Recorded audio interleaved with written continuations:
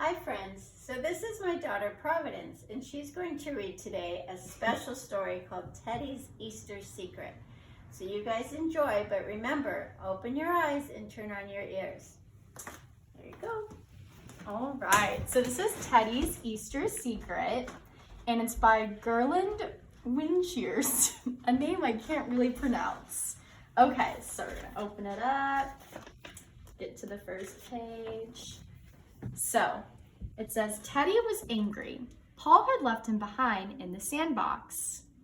They had been playing together so nicely. They built a castle and dug a long tunnel. Then Paul got hungry and ran into the house. Gradually, it grew dark. Teddy should have been snuggled up in Paul's warm bed, but here he was in the cold sand, tired and all alone. Suddenly, he heard rustling noises. So there he is, all alone at night, kind of scared. Like anyone would be alone at night, you know? Okay, so the sound came from the hen house. Carefully, Teddy peered over the rim of the sandbox. It might be a fox, he thought, but the hens were silent. The rooster didn't even crow. Their sound was more mysterious than the soft noises. Then Teddy saw something amazing. A rabbit ran out of the hen house carrying a basket filled with eggs. What could a rabbit do with all those eggs, Teddy wondered. So here's the little rabbit, super cute, running with a bunch of eggs. That would be kind of weird to see. So without thinking, Teddy jumped up and ran after the rabbit. But by the time he was through the trees behind the house, the rabbit had almost disappeared over the hill. Teddy stood for a moment, unsure about what to do.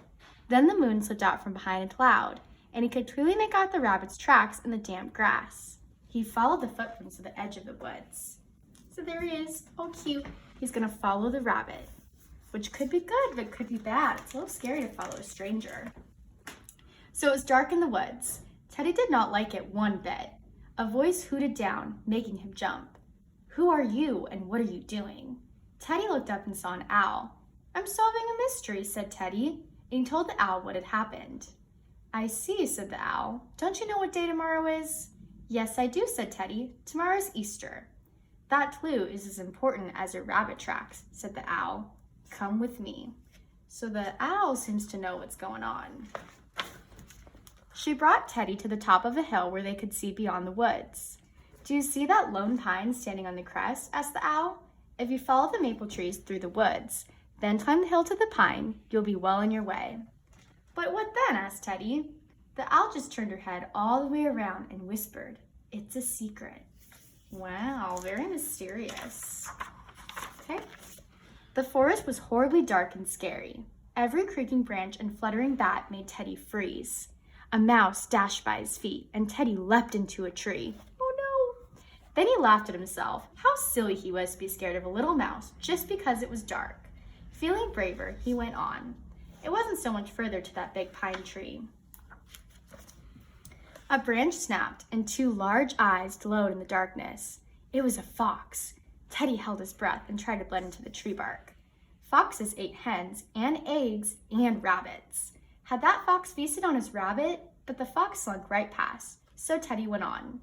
Finally, he was out of the woods, and there in the hill was a lone pine.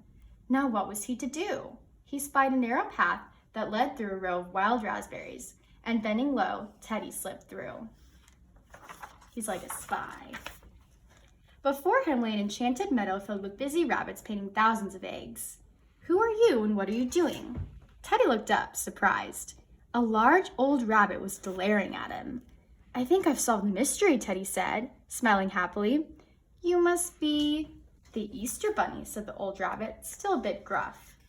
I am Teddy, and I'm ever so pleased to meet you.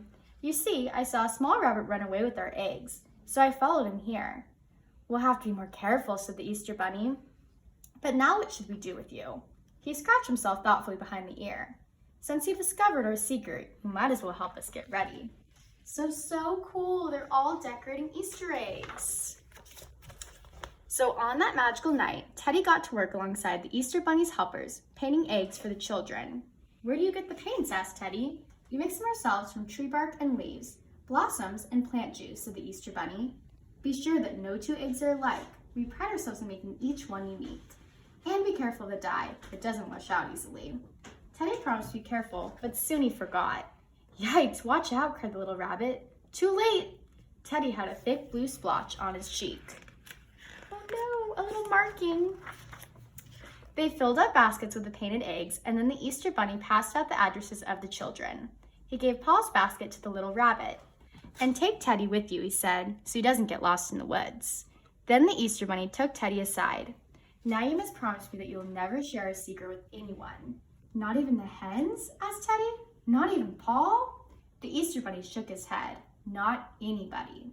Teddy thought of all the wonderful things he'd seen and done that night, and how he could remember them even without talking. He nodded. All right, he promised. I won't tell. Then Teddy and the little rabbit set off. What if we see the fox? Asked Teddy. Foxes leave us alone at Easter, the little rabbit said with a laugh. The basket was rather heavy, so Teddy and the rabbit took turns carrying it.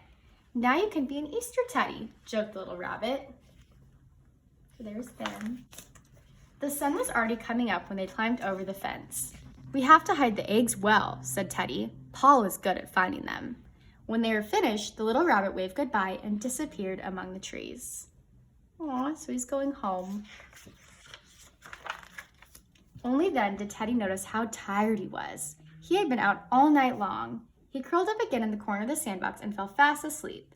He slept until the sun had risen high into the sky. He was still sleeping when Paul took him in his arms, and he pretended to be asleep when Paul asked, Teddy, how did you get that blue spot on your cheek? Teddy wanted to tell Paul all about his adventures, but he had promised to keep the Easter Bunny secret. So he kept his eyes closed and snuggled deep into Paul's arms, while Paul searched high and low to find his beautiful Easter eggs. And that's the end. Have a good Easter!